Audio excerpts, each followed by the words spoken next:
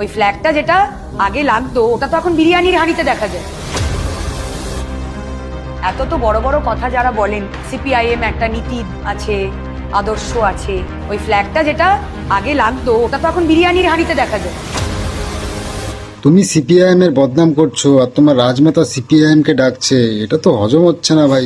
সঠিক বলেছেন। আচ্ছা যাই হোক, তুমি সিপিএম এর নামে বদনাম করো আর যাই করো, আমার কোনো যায় আসে না।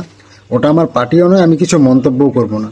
বাট তুমি যে ননসেন্সের মতো কথাটা বলেছো, এতে বোঝা যাচ্ছে যে তোমার সাধারণ একটা উপস্থিত বুদ্ধিও নেই। মগর কিউ? তুমি বলেছো সিপিআইএম এর লাল কাপড়টা বিরিয়ানির হাড়ির উপরে দেওয়া হয়। তোমার এতটুকু নলেজ নেই যে সেই লাল কাপড়ই আবার পুজোর ঘটের উপরেও দেওয়া হয়? ও, সেটা কি করে জানবে? তোমরা তো এতদিন মসজিদে গিয়েছো, পুজো থোড়েই করেছো। মাই অ্যাপোলজি।